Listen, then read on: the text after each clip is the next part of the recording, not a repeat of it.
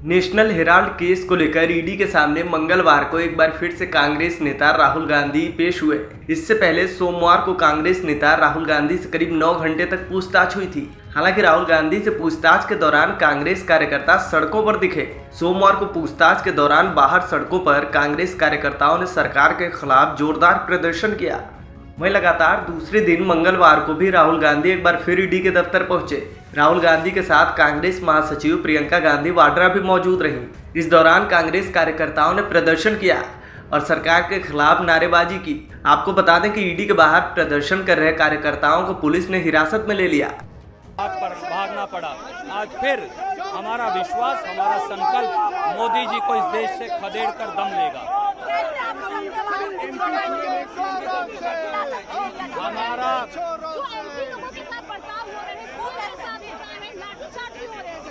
मुख्यमंत्रियों को पीटा जा रहा है, जेल में ठूसा जा रहा है। किसी में आने के रोकने का क्या तुक्के बताइए आप लोगों को। तो ये समझ के परे कि यहाँ की पुलिस प्रशासन को कितना बड़ा दबाव झेलना पड़ रहा होगा दिल्ली से या गवर्नमेंट से, कोई कल्पना नहीं कर सकता। 15 लोगों को, ये तो कोई आज तक मैंने कभी देखा नहीं। कानून अपना काम करे, 144 लगे तो आप अरेस्ट कर लीजिए, परंतु आप अगर AICC में आने के रोक सकते हैं।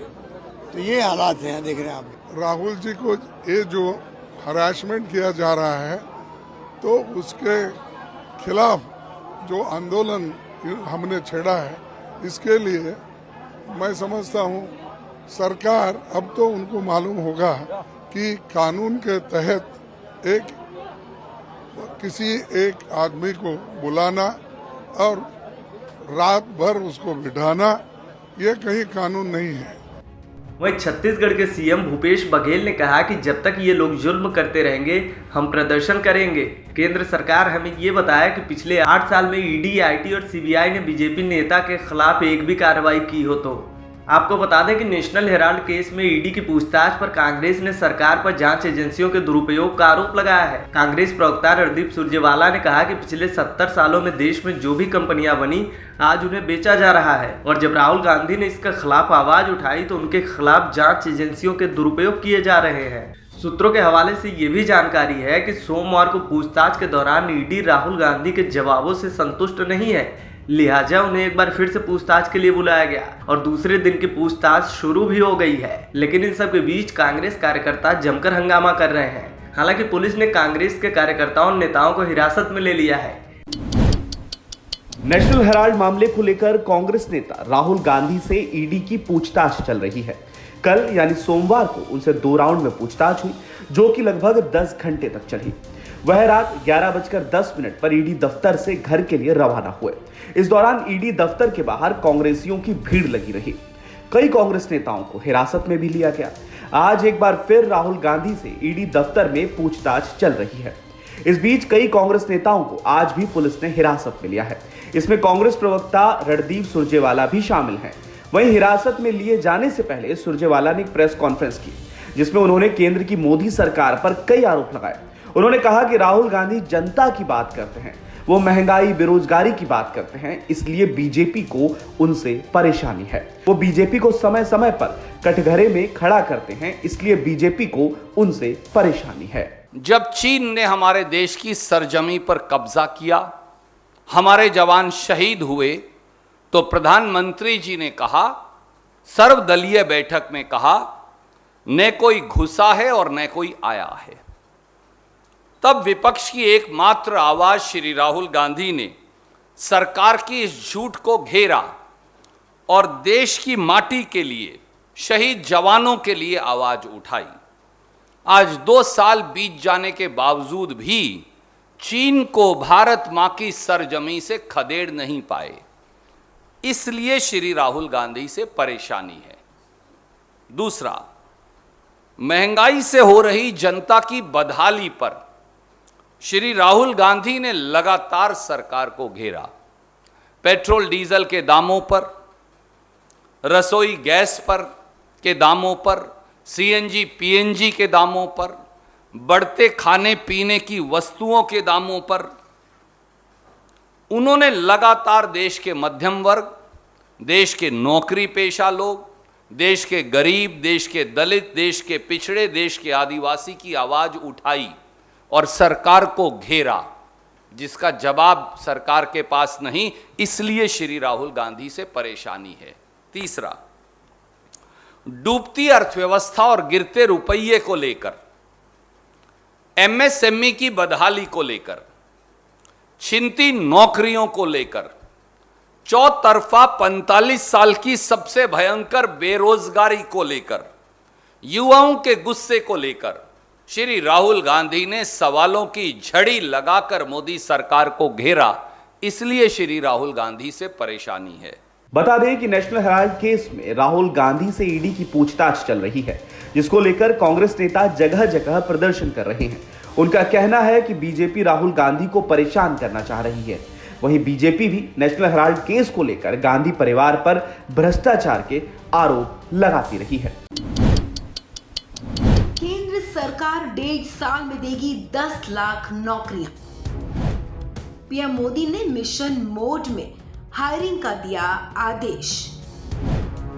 जाने क्या है मोदी सरकार का प्लान। सरकारी नौकरी की तैयारी कर रहे उम्मीदवारों के लिए अब एक अच्छी खबर है। पीएमओ की तरफ से दी गई जानकारी के मुताबिक अगले 1.5 सालों में केंद्र सरकार के तमाम विभागों में 10 लाख पदों पर भर्ती की जाएगी।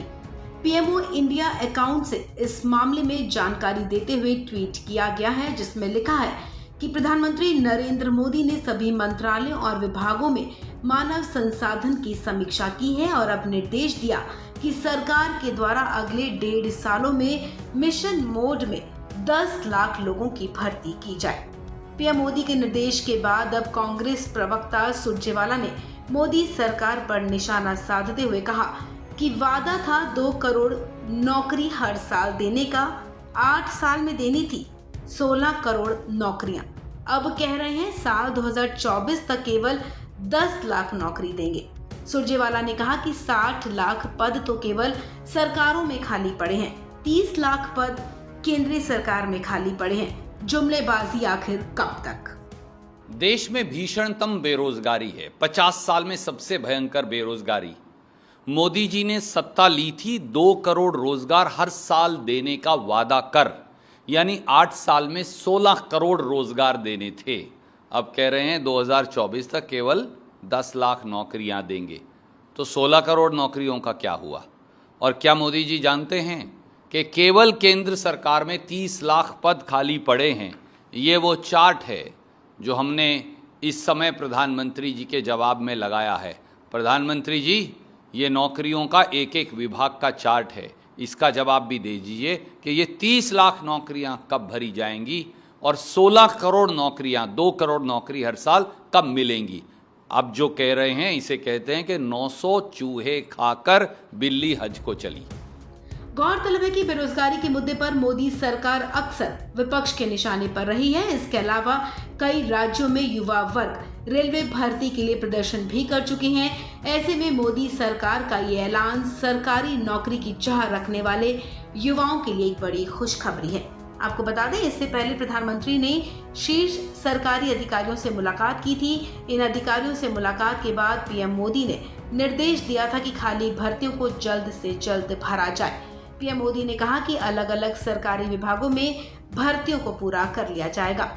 आपको बता दें कि बीते साल केंद्रीय मंत्री जितेंद्र सिंह ने राज्यसभा में एक सवाल के जवाब में बताया था कि केंद्र सरकार के विभागों में 1 मार्च 2020 तक करीब 9 लाख पद खाली थे। ऐसे में साफ है कि फिलहाल ये आंकड़ा बढ़कर 10 लाख के करीब हो गया होगा, जिन पर भर्ती के लिए अब पीएम मोदी ने आदेश दिया है। पश्चिमी देशों की तरह भारत में भी लिव इन रिलेशनशिप का प्रचलन बढ़ा है। बड़े शहरों में कई लोग ऐसे मिल जाएंगे जो लिव इन रिलेशनशिप में रहते हैं।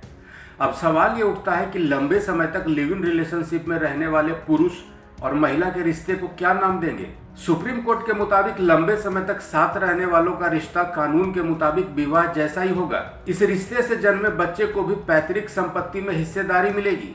कहने का मतलब है कि बेटे को पैतृक संपत्तियों से वंचित नहीं किया जा सकता है। समाचार एजेंसी पीटीआई की रिपोर्ट के मुताबिक जस्टिस एस अब्दुल नजीर और जस्टिस विक्रम नाथ की बेंच ने बड़ा फैसला सुनाते हुए कहा कि एक महिला और पुरुष लंबे समय तक पति पत्नी के रूप में रहते हैं तो उसे विवाह ही माना जाएगा।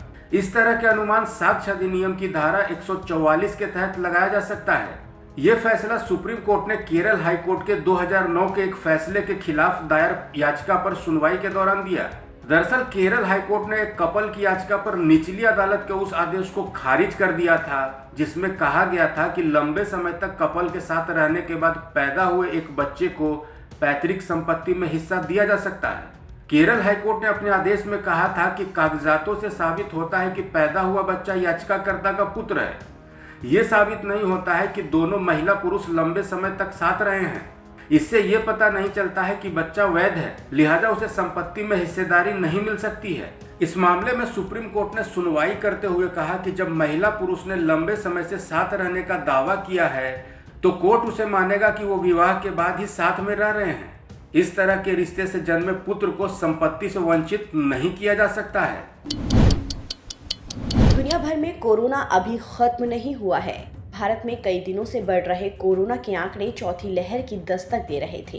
पिछले कई दिनों से कोरोना केस 8000 के करीब सामने आ रहे थे, लेकिन बीते दिन थोड़ी राहत मिली है। स्वास्थ्य मंत्रालय की रिपोर्ट के मुताबिक पिछले 24 घंटे में कोविड-19 के नए केस घटकर 6594 हो गए हैं, जिसके बाद देश में कुल कोरोना केसों की संख्या बढ़कर 4,32,36,695 हो गई है। फिलहाल भारत में सक्रिय मामलों की संख्या 50,548 है।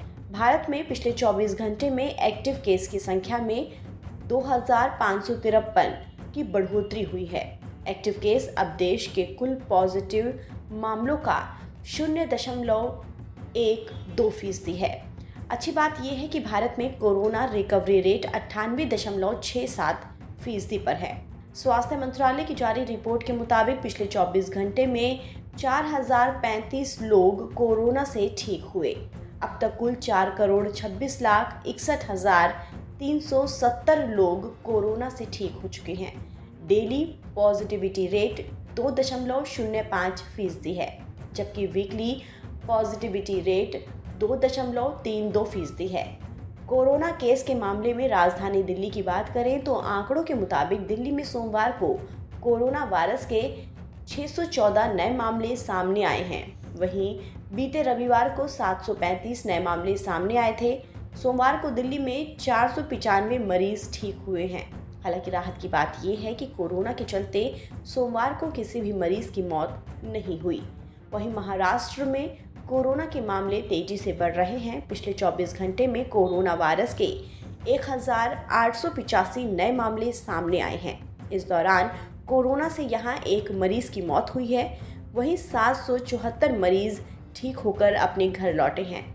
महाराष्ट्र में 17,480 मामले सक्रिय हैं। देश में लगातार कोविड-19 वैक्सीनेशन प्रक्रिया चल रही है। हेल्थ मिनिस्ट्री के जारी आंकड़ों के मुताबिक देश में अब तक 195 करोड़ 35 लाख से ज़्यादा लोगों को वैक्सीनेशन की डोज लग चुकी है। वहीं पिछले 24 घंटे में 3,21,873 लोगों की टेस्टिंग की गई है। देश में पिछले कुछ दिनों से कोरोना के मामलों में हो रही बढ़ोतरी ने सरकार की चिंता बढ़ा दी थी, लेकिन पिछली लहर के मुकाबले इस साल कोरोना का प्रभाव कम है। लेकिन हमें कोरोना के नियमों का पालन कर कोरोना को हराने में सरकार का साथ देना होगा। फिलहाल इस खबर में इतना ही। देश और दुनिया की तमाम खबरों के लिए आप बने रहिए वन इंडिया हिंदी के साथ।